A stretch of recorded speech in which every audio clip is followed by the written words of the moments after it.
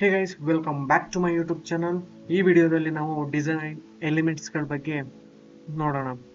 ಹೋದ ವಿಡಿಯೋದಲ್ಲಿ UIUX ಅಂದ್ರೆ ಏನು ಅಂತ ಹೇಳ್ಬಿಟ್ಟು ನೋಡಿದ್ದು. ಆ ವಿಡಿಯೋ ನಾವು ನೋಡಿಲ್ಲ ಅಂತ ಹೇಳಿದ್ರೆ ಡಿಸ್ಕ್ರಿಪ್ಷನ್ ಅಲ್ಲಿ ಲಿಂಕ್ ಕೊಟ್ಟಿರ್ತೀನಿ, ಪ್ಲೀಸ್ ಚೆಕ್ಔಟ್. ವಿಡಿಯೋ ಸ್ಟಾರ್ಟ್ ಮಾಡೋಕ್ಕಿಂತ ಮುಂಚೆ ನನ್ನ ವೆಬ್ಸೈಟ್ ನಾನು ನಿಮಗೆ ತೋರಿಸ್ಬಿಡ್ತೀನಿ. ನನ್ನ ವೆಬ್ಸೈಟ್ ಲಿಂಕ್ ಅನ್ನ ನಾನು ಡಿಸ್ಕ್ರಿಪ್ಷನ್ ಅಲ್ಲಿ ಕೊಟ್ಟಿರ್ತೀನಿ, ಅದನ್ನ ನೀವು ಚೆಕ್ ಮಾಡ್ಬೋದು. ಅಥವಾ ಗೂಗಲ್ಗೆ ಬಂದು My.Design ಅಂತ ಹೊಡೆದ್ರೆ ಈ ರೀತಿ ಹೋಮ್ ಪೇಜ್ ಓಪನ್ ಆಗುತ್ತೆ. ನಿಮಗೆ ಟೈಮ್ ಇದ್ರೆ ನೀವು ಇದನ್ನೆಲ್ಲ ರೀಡ್ ಮಾಡ್ಕೊಬಹುದು.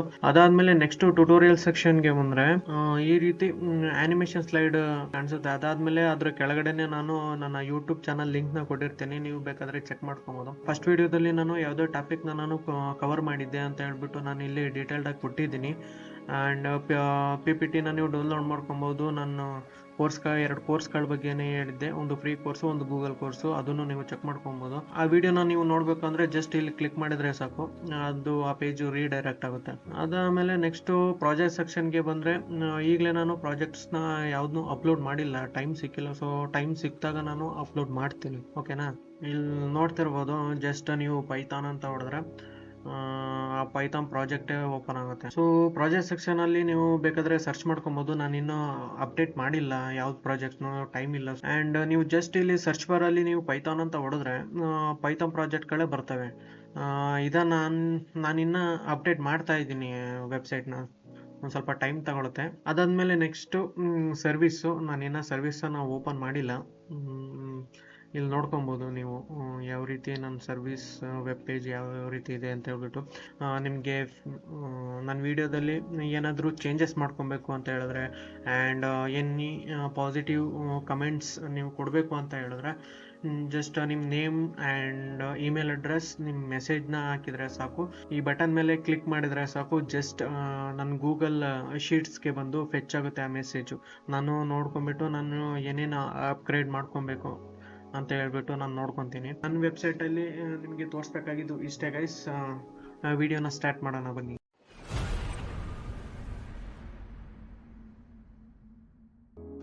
ಡಿಸೈನ್ ಥಿಯರಿ ಇದು ಬೇಸಿಕ್.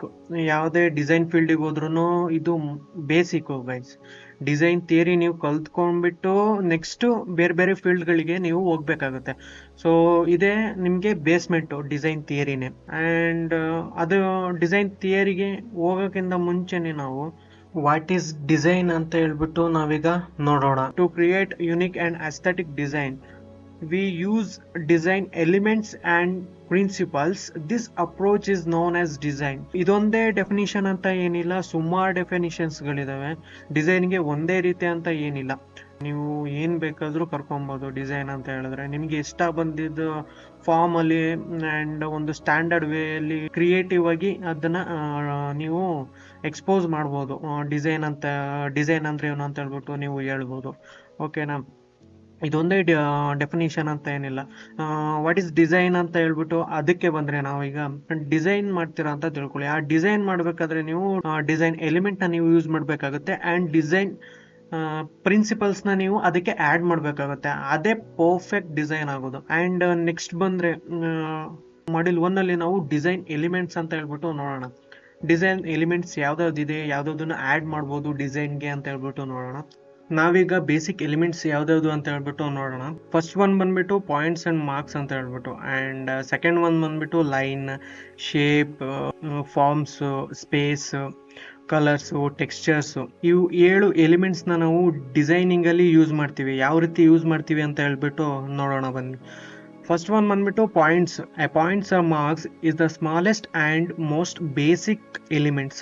ಇದು ಡಿಸೈನಿಂಗಲ್ಲಿ ಬೇಸಿಕ್ ಎಲಿಮೆಂಟ್ ಆಗಿರುತ್ತೆ. ಇದಕ್ಕೆ ಯಾವುದೇ ರೀತಿ ಸೈಜ್ ಆಗಲಿ ವ್ಯಾಲ್ಯೂ ಆಗಲಿ ಮ್ಯಾಟರ್ ಆಗಲ್ಲ. ಇದು ವೇರಿ ಆಗ್ಬೋದು, ಒಂದೊಂದು ಡಿಸೈನಿಗೆ ವೇರಿ ಆಗ್ತಾನೆ ಹೋಗುತ್ತೆ. ಫಸ್ಟ್ ಎಕ್ಸಾಂಪಲ್ ಅಲ್ಲಿ ನೀವು ನೋಡ್ತಾ ಇರ್ಬೋದು, ಒಂದು ಸಿಂಗಲ್ ಡಾಟ್ ಇದೆ, ಓಕೆನಾ. ಸಿಂಗಲ್ ಡಾಟ್ ಅಂತಾನು ಕರಿಬೋದು, ಮಾರ್ಕ್ಸ್ ಅಂತಾನು ಕರಿಬೋದು, ಪಾಯಿಂಟ್ಸ್ ಅಂತಾನು ಕರಿಬೋದು, ಫುಲ್ ಸ್ಟಾಪ್ ಅಂತಾನು ಕರಿಬೋದು. ನಾವು ಟೈಪೋಗ್ರಫಿಲಿ ಪಾಯಿಂಟ್ಸ್ ನ ಯೂಸ್ ಮಾಡೋದಿದ್ರೆ ನಾವು ಅದನ್ನ ಫುಲ್ ಸ್ಟಾಪ್ ಅಂತ ಹೇಳ್ಬಿಟ್ಟು ಕರಿತೀವಿ, ಓಕೆನಾ. ಫಸ್ಟ್ ಎಕ್ಸಾಂಪಲ್ ಅಲ್ಲಿ ನಾನು ಅದನ್ನೇ ಕೊಟ್ಟಿರೋದು. ಸೆಕೆಂಡ್ ಎಕ್ಸಾಂಪಲ್ ನಾನು ಕಾಂಟ್ರಾಸ್ಟ್ ಎಕ್ಸಾಂಪಲ್ ನ ತಗೊಂಡಿದ್ದೀನಿ. ಎಲ್ಲ ಪಾಯಿಂಟ್ಸ್ಗಳಿಗಿಂತನೂ ಚಿಕ್ಕ ಪಾಯಿಂಟ್ಸ್ ಬಂದ್ಬಿಟ್ಟು ತುಂಬಾ ಅಟ್ರಾಕ್ಟಿವ್ ಆಗಿ ಕಾಣುತ್ತೆ. ಬಿಕಾಸ್ ಒಂದು ಯಾವುದೇ ಒಂದು ಆಬ್ಜೆಕ್ಟ್ ಇರಲಿ, ಒಂದು ಯಾವುದೇ ಒಂದು ಜಿಯೋಮೆಟ್ರಿಕ್ ಶೇಪ್ಸ್ಗಳಿರಲಿ, ಜಿಯೋಮೆಟ್ರಿಕ್ ಶೇಪ್ಸ್ಗಳು ಒಂದೇ ಆಗಿದ್ದು ಇನ್ನೊಂದು ಜಿಯೋಮೆಟ್ರಿಕ್ ಶೇಪು ಅದಕ್ಕಿಂತ ಸೈಜು ಬಿಗ್ ಆಗಿರ್ಬೋದು ಇಲ್ಲ ಸ್ಮಾಲ್ ಆಗಿರ್ಬೋದು, ಆ ಶೇಪು ಯುನೀಕ್ ಆಗಿ ಕಾಣುತ್ತೆ, ಎಲ್ಲರಿಗಿಂತ ಡಿಫ್ರೆಂಟ್ ಆಗಿ ಕಾಣುತ್ತೆ. ಸೊ ಎರಡನೇ ಎಕ್ಸಾಂಪಲ್ ಅಲ್ಲಿ ನಾನು ಅದನ್ನ ತೋರಿಸಿದ್ದೀನಿ. ಥರ್ಡ್ ಒಂದು ಎಕ್ಸಾಂಪಲ್ ನೀವು ಡಾಟ್ ನ ಯೂಸ್ ಮಾಡಿಕೊಂಡು ಯಾವ ರೀತಿ ಒಂದು ಇಮೇಜ್ ನ ಕ್ರಿಯೇಟ್ ಮಾಡ್ಬೋದು ಅಂತ ಹೇಳ್ಬಿಟ್ಟು ನಾನು ಇಲ್ಲಿ ಎಕ್ಸಾಂಪಲ್ ಅಲ್ಲಿ ಕೊಟ್ಟಿದ್ದೀನಿ. ಇದರಲ್ಲಿ ಪಾಯಿಂಟ್ಸ್ ಅಲ್ಲಿ ಇಷ್ಟೇನೆ. ಸೊ ಲೈನ್ ಅಂತ ಹೇಳಿದ್ರೆ a line is a form with width and length but no depth ಇರೋದಿಲ್ಲ ಇದಕ್ಕೆ, ಬಿಕಾಸ್ ಇದು ಸಿಂಗಲ್ ಡೈಮೆನ್ಷನ್ ಆಗಿರುತ್ತೆ. ಸಪೋಸ್ ನಾನು ಒಂದು ಪಾಯಿಂಟ್ ಇಂದ ಇನ್ನೊಂದು ಪಾಯಿಂಟಿಗೆ ಲೈನ್ ಎಳಿತೀನಿ ಅಂತ ಹೇಳಿದ್ರೆ ಅದು ಒಂದು ಲೈನ್ ಫಾರ್ಮ್ ಆಗುತ್ತೆ. ಸೊ ಅದು ಈ ಲೈನ್ ಬಂದ್ಬಿಟ್ಟು ಸಿಂಗಲ್ ಡೈಮೆನ್ಷನ್. ಸೊ ಇದಕ್ಕೆ ಡೆಪ್ತ್ ಇರೋದಿಲ್ಲ. ಆರ್ಟಿಸ್ಟ್ಗಳು ಎಡ್ಜ್ನ ಕ್ರಿಯೇಟ್ ಮಾಡೋದಕ್ಕೆ ಈ ಲೈನ್ಗಳನ್ನ ಯೂಸ್ ಮಾಡ್ತಾರೆ. ಅದು ಈ ಲೈನ್ನ ನಾವು ಎಡ್ಜಲ್ಲಿ ತಗೊಂತೀವಿ, ಈ ಲೈನ್ನ ನಾವು ಎಡ್ಜಲ್ಲಿ ಯೂಸ್ ಮಾಡ್ತೀವಿ. ಲೈನ್ ಬಂದ್ಬಿಟ್ಟು ಒಂದು ರೀತಿ ಬಾರ್ಡರ್ ಅಂತಾನೂ ಕರಿಬೋದು. ಸೊ ಒಂದನ್ನ ಶೇಪ್ನ ಕ್ರಿಯೇಟ್ ಮಾಡೋದಕ್ಕೆ ಇದನ್ನ ಯೂಸ್ ಮಾಡ್ತೀವಿ ಅಂತಾನೂ ಹೇಳ್ಬೋದು. ಆ್ಯಂಡ್ ಇದರಲ್ಲಿ ಟೈಪ್ಸ್ಗಳಿದ್ದಾವೆ: horizontal line and vertical line, curved line and diagonal line ಅಂತ ಹೇಳ್ಬಿಟ್ಟು. ಸೊ ಫಸ್ಟ್ ಒನ್ ಬಂದ್ಬಿಟ್ಟು ಹಾರಿಜಾಂಟಲ್ ಲೈನ್ ಏನು ಅಂತ ಹೇಳ್ಬಿಟ್ಟು ನೋಡೋಣ. ಒಂದು ಇಮೇಜ್ ನ ಎಕ್ಸಾಂಪಲ್ ಆಗಿ ತಗೊಂಡಿದ್ದೀನಿ, ನೀವು ಇಲ್ಲಿ ನೋಡ್ತಾ ಇರ್ಬೋದು. ಇದು ಬಂದ್ಬಿಟ್ಟು ಹಾರಿಜಾಂಟಲ್ ಲೈನ್ ಆಗುತ್ತೆ, ಓಕೆನಾ. Horizontal line are cool and silent image. ನಮ್ ಕಣ್ಗಳು ಏನಿದೆ ಅದು ಫುಲ್ ಕ್ಯಾಪ್ಚರ್ ಮಾಡುತ್ತೆ.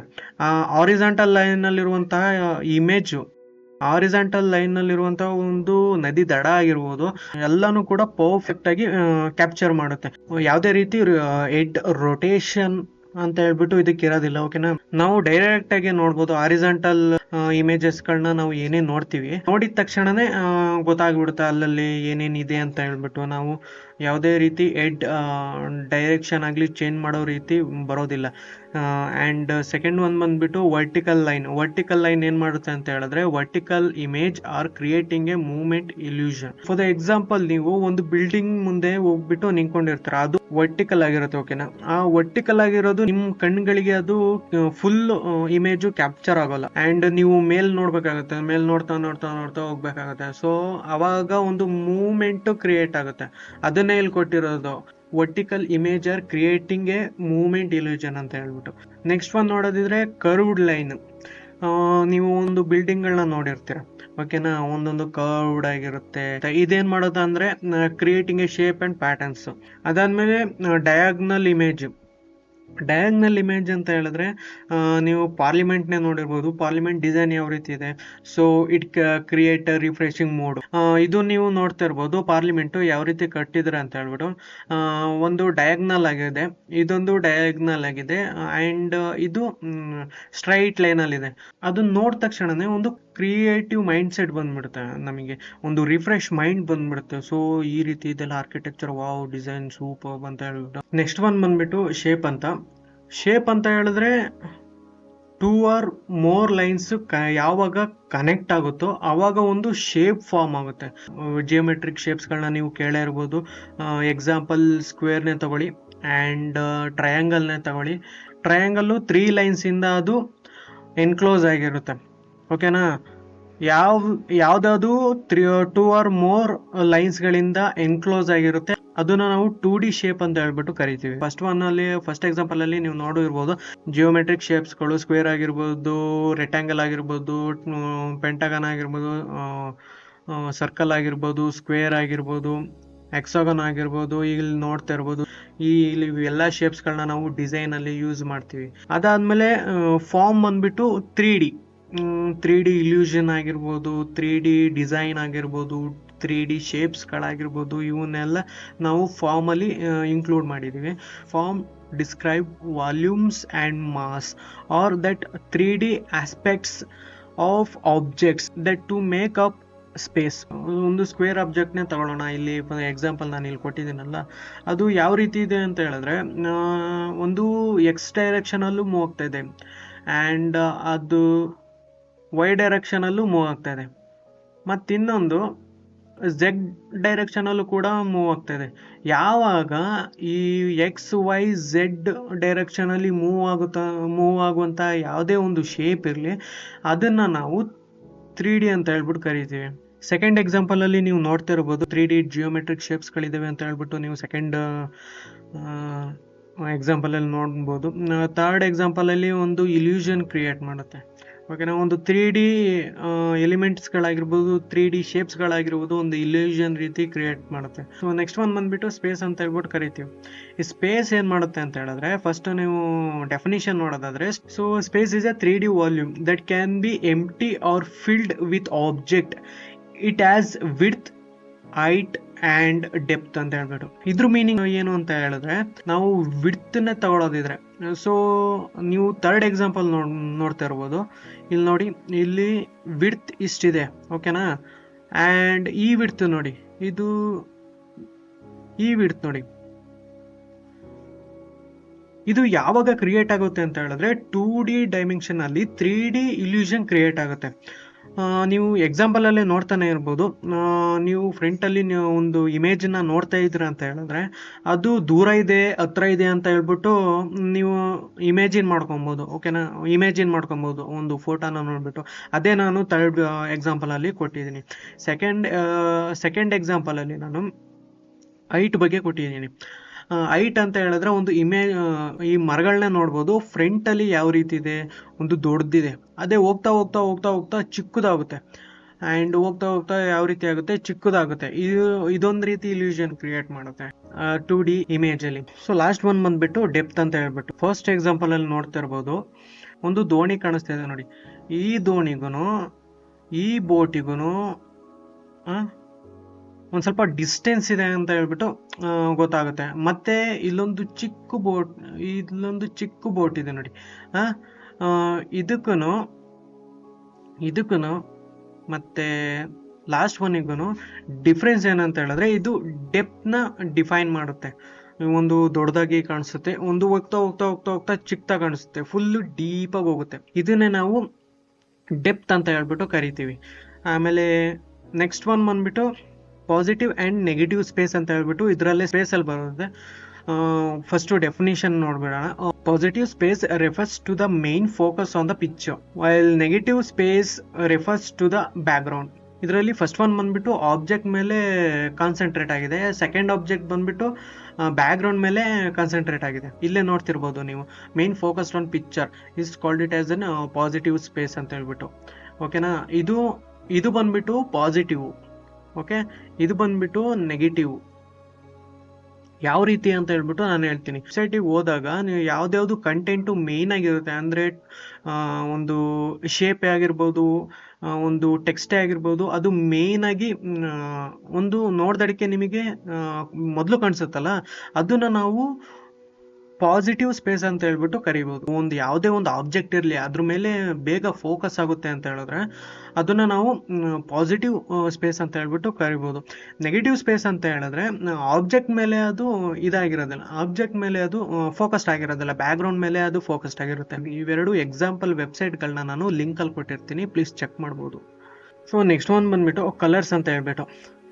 ಕಲರ್ಸ್ ಆಸ್ 3 ಪ್ರಾಪರ್ಟೀಸ್ ಇದೆ. ಓಕೆನಾ, ಕಲರ್ಸಲ್ಲಿ 3 ಪ್ರಾಪರ್ಟೀಸ್ ಇದೆ, ಒಂದೊಂದನ್ನೇ ನೋಡ್ಕೊತ ಹೋಗೋಣ. ಫಸ್ಟ್ ಒನ್ ಬಂದ್ಬಿಟ್ಟು ಹ್ಯೂ ಅಲ್ಲಿ ನಾವು ಪ್ರೈಮರಿ ಹ್ಯೂ ಅಂತ ಕರಿತೀವಿ, ಆ್ಯಂಡ್ ಸೆಕೆಂಡರಿ ಹ್ಯೂ ಅಂತ ಕರಿತೀವಿ, ಆ್ಯಂಡ್ ಲಾಸ್ಟ್ ಒನ್ ಬಂದ್ಬಿಟ್ಟು ಇಂಟರ್ಮೀಡಿಯೇಟ್ ಹ್ಯೂ ಅಂತ ಹೇಳ್ಬಿಟ್ಟು ಕರಿತೀವಿ. ಸೊ ಇಲ್ಲಿ ನೀವು ನೋಡಿ, ಫಸ್ಟ್ ಬಂದ್ಬಿಟ್ಟು ಯೆಲ್ಲೋ ಇದೆ, ಆಮೇಲೆ ರೆಡ್ ಇದೆ, ಆಮೇಲೆ ಬ್ಲೂ ಇದೆ. ಇವನ್ನ ನಾವು ಪ್ರೈಮರಿ ಕಲರ್ಸ್ ಅಂತ ಹೇಳ್ಬಿಟ್ಟು ಕರಿತೀವಿ ವೀಲಲ್ಲಿ. ಇಲ್ಲಿದೆ ನೋಡಿ, ಯೆಲ್ಲೋನ ನಾವು ಪ್ರೈಮರಿ ಅಂತ ಕರಿತೀವಿ. ಅದಾದಮೇಲೆ ನೆಕ್ಸ್ಟ್ ರೆಡ್ನ ನಾವು ಕೂಡ ಪ್ರೈಮರಿ ಕಲರ್ ಅಂತ ಹೇಳ್ಬಿಟ್ಟು ಕರಿತೀವಿ, ಇಲ್ಲಿ ಮೆನ್ಷನ್ ಮಾಡಿದ್ದೀನಿ ನೋಡಿ. ಅದಾದಮೇಲೆ ನೆಕ್ಸ್ಟು ಬ್ಲೂ ಕಲರ್ನು ಕೂಡ ಪ್ರೈಮರಿ ಅಂತ ಹೇಳ್ಬಿಟ್ಟು ಕರಿತೀವಿ, ಇದು ಪ್ರೈಮರಿ ಕಲರ್ಸ್ ಆಗಿರುತ್ತೆ. ಅದಾದಮೇಲೆ ಸೆಕೆಂಡರೀಸ್ ಕಲರ್ಸು ಅಥವಾ ಸೆಕೆಂಡರಿ ಹ್ಯೂ ಅಂತ ಹೇಳಿದ್ರೆ ಆರೆಂಜ್ ಆಗಿರ್ಬೋದು, ಗ್ರೀನ್ ಆಗಿರ್ಬೋದು, ಆ್ಯಂಡ್ ಪರ್ಪಲ್ ಆಗಿರ್ಬೋದು. ಅದು ನಾವು ಕಾಂಪ್ಲಿಮೆಂಟ್ರಿ ಕಲರ್ಸ್ ಅಂತ ಹೇಳ್ಬಿಟ್ಟು ಕರಿತೀವಿ. ಯಾವ್ದ್ಯಾವುದು ಆಪೋಸಿಟ್ ಆಗಿರುತ್ತೆ, ಕಾಂಪ್ಲಿಮೆಂಟ್ರಿ ಕಲರ್ಸ್ಗಳು ಅಂತ ಹೇಳ್ಬಿಟ್ಟು ಕರಿತೀವಿ. ನೀವು ಇಲ್ಲಿ ನೋಡ್ತಾ ಇರ್ಬೋದು, ಆರೆಂಜು ಒಂದು ಕಾಂಪ್ಲಿಮೆಂಟ್ರಿ, ಗ್ರೀನ್ ಬಂದ್ಬಿಟ್ಟು ಕಾಂಪ್ಲಿಮೆಂಟ್ರಿ, ಆ್ಯಂಡ್ ಪರ್ಪಲ್ ಬಂದ್ಬಿಟ್ಟು ಕಾಂಪ್ಲಿಮೆಂಟ್ರಿ ಅಂತ ಹೇಳ್ಬಿಟ್ಟು ಕರಿತೀವಿ. ಲಾಸ್ಟ್ ಒನ್ ಬಂದ್ಬಿಟ್ಟು ಇಂಟರ್ಮೀಡಿಯೇಟ್ ಅಂತ. ಈ intermediate colour are mixture of a primary colour and result of secondary colour ಅಂತ ಹೇಳ್ಬಿಟ್ಟು. ಯಾವಾಗ ಕಲರ್ಸ್ಗಳು ಚೇಂಜ್ ಆಗ್ತವೆ ಅಂತ ಹೇಳಿದ್ರೆ ಇಂಟರ್ಮೀಡಿಯೇಟ್ ಕಲರ್ ಆಗಿ ಪ್ರೈಮರಿ ಕಲರ್ ಇರುತ್ತೆ, ಓಕೆನಾ. Primary colour plus secondary colour is equal to intermediate colour, ಓಕೆನಾ. ಇದನ್ನ ನಾವು ಕಾಂಪ್ಲಿಮೆಂಟ್ರಿ ಅಂತ ಕರಿತೀವಿ, ಇದು ನಾವು ಬೇಸಿಕ್ ಕಲರ್ ಅಂತ ಹೇಳ್ಬಿಟ್ಟು ಕರಿತೀವಿ, ಇದನ್ನ ನಾವು ಇಂಟರ್ಮೀಡಿಯೇಟ್ ಕಲರ್ ಅಂತ ಹೇಳ್ಬಿಟ್ಟು ಕರಿತೀವಿ. ಯಾವಾಗ primary colour plus secondary colour mix ಆದಾಗ ಇನ್ನೊಂದು ಕಲರ್ ಫಾರ್ಮ್ ಆಗುತ್ತೋ ಅದನ್ನ ನಾವು ಇಂಟರ್ಮೀಡಿಯೇಟ್ ಕಲರ್ ಅಂತ ಹೇಳ್ಬಿಟ್ಟು ಕರಿತೀವಿ, ಓಕೆನಾ. ಇದು ನಿಮಗೆ ಅರ್ಥ ಆಗಿದೆ ಅಂತ ತಿಳ್ಕೊತೀನಿ. ಈ ಕಲರ್ಸ್ ಅಲ್ಲೇ ಕಲರ್ಸ್ ಥಿಯರಿ ಅಂತ ಹೇಳ್ಬಿಟ್ಟು ಬರುತ್ತೆ. ಇದನ್ನ ಕಲರ್ಸ್ ಅಲ್ಲಿ ಒಂದು ವಿಡಿಯೋದಲ್ಲಿ ಹೇಳೋದಕ್ಕೆ ಆಗೋದಿಲ್ಲ, ಇದು ಸುಮಾರಿದೆ. ಸೊ ಈ ಡಿಸೈನ್ ಥಿಯರಿ ಟಾಪಿಕ್ ಮುಗಿಲಿ, ಅದಾದ್ಮೇಲೆ ನಾನು ಕಲರ್ಸ್ಗಳ ಬಗ್ಗೆ ಹೇಳ್ಕೊಡ್ತೀನಿ. ಆಮೇಲೆ ನೆಕ್ಸ್ಟ್ ಒನ್ ಬಂದ್ಬಿಟ್ಟು ಕಲರ್ಸ್ ಅಲ್ಲೇ ನೆಕ್ಸ್ಟ್ ಕಲರ್ ಸೆಕೆಂಡ್ ಪ್ರಾಪರ್ಟಿ ಬಂದ್ಬಿಟ್ಟು ವ್ಯಾಲ್ಯೂ ಅಂತ ಹೇಳ್ಬಿಟ್ಟು ಡೆಫಿನಿಷನ್ ಅನ್ನು ನೋಡೋಣ. The second property is a value which refers to the lightest and darkest of hue. Hue ಅಂತ ಹೇಳಿದ್ರೆ ಆಲ್ರೆಡಿ ನಮ್ಗೆ ಗೊತ್ತಿರೋದೆ. ಈ ವೀಲ್ ಅಲ್ಲಿ ನೋಡ್ತಾ ಇರ್ಬೋದು ನೀವು ಯಾವ್ಯಾವ ಕಲರ್ಸ್ ಗಳಿದಾವೆ. ಅದ್ರ ಪ್ರಾಪರ್ಟಿನ ನೀವು ಚೇಂಜ್ ಮಾಡಿದ್ರೆ, ಇಲ್ಲ ಬ್ಲ್ಯಾಕ್ ಶೇಡ್ ಅಲ್ಲಿ ಇಲ್ಲ ವೈಟ್ ಶೇಡ್ ಅಲ್ಲಿ ಅದನ್ನ ಆ ಪ್ರಾಪರ್ಟಿನ ನೀವು ಚೇಂಜ್ ಮಾಡಿದ್ರೆ ಅದನ್ನೇ ನಾವು ಕಲರ್ಸ್ ವ್ಯಾಲ್ಯೂ ಅಂತ ಹೇಳ್ಬಿಟ್ಟು ಕರಿತೀವಿ. ಸೊ ಇಲ್ಲಿ ನೆಕ್ಸ್ಟ್ ಒನ್ ನೋಡ್ತಾ ಇರ್ಬೋದು. ಫಸ್ಟ್ ಲೆವೆಲಲ್ಲಿ ಫುಲ್ ಡಾರ್ಕ್ ಇದೆ, ಆಮೇಲೆ ಲಾಸ್ಟ್ ಲೆವೆಲಲ್ಲಿ ಫುಲ್ ಲೈಟ್ ಇದೆ.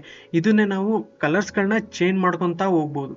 ಕಲರ್ಸ್ ಶೇಡ್ಸ್ಗಳನ್ನ ಬ್ಲ್ಯಾಕ್ ಟು ವೈಟ್, ಯಾವುದ್ಯಾವುದು ಮಿಡಲಲ್ಲಿ ಯಾವ್ಯಾವ ಕಲರ್ಸ್ಗಳು ಬರ್ತವೆ ಆ ಕಲರ್ಸ್ಗಳನ್ನ ನಾವು ಚೇಂಜ್ ಮಾಡ್ಕೊತಾ ಹೋಗ್ಬೋದು.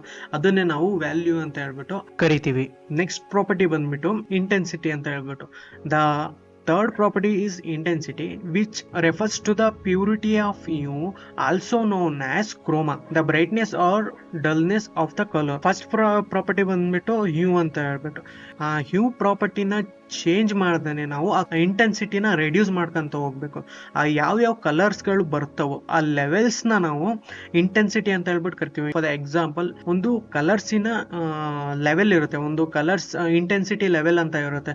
ಒಂದು dark to light, for the example ಒಂದು ರೆಡ್ನೇ ತಗೊಳ್ಳಿ.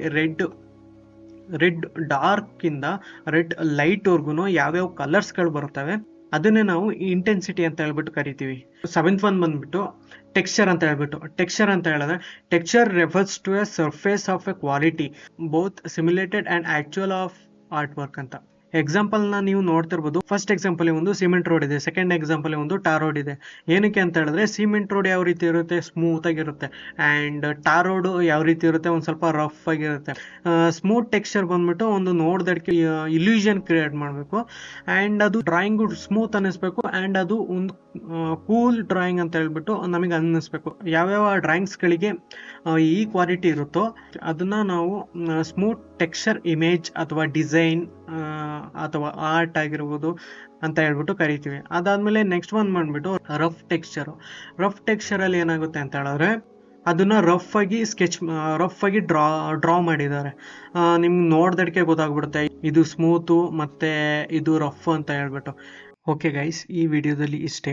ನನ್ನ ಯೂಟ್ಯೂಬ್ ಚಾನಲ್ಗೆ ನೀವು ಸಬ್ಸ್ಕ್ರೈಬ್ ಆಗಿಲ್ಲ ಅಂತ ಹೇಳಿದ್ರೆ ಸಬ್ಸ್ಕ್ರೈಬ್ ಆಗಿ ಆ್ಯಂಡ್ ಬೆಲ್ ಐಕನ್ ಮೇಲೆ ಕ್ಲಿಕ್ ಮಾಡಿ. ಸೊ ನೆಕ್ಸ್ಟ್ ವಿಡಿಯೋದಲ್ಲಿ ನಾವು ಡಿಸೈನ್ ಪ್ರೋಸೆಸ್ ಮತ್ತು ಡಿಸೈನ್ ಟೈಪ್ಸ್ ಬಗ್ಗೆ ತಿಳಿಯೋಣ, ಓಕೆನಾ. ಆ್ಯಂಡ್ ನೆಕ್ಸ್ಟ್ ವಿಡಿಯೋದಲ್ಲಿ ಸಿಗೋಣ. ಅಂಟಿಲ್ ದೆನ್ ಕೀಪ್ ವಾಚಿಂಗ್, ಬಾಯ್ ಬಾಯ್.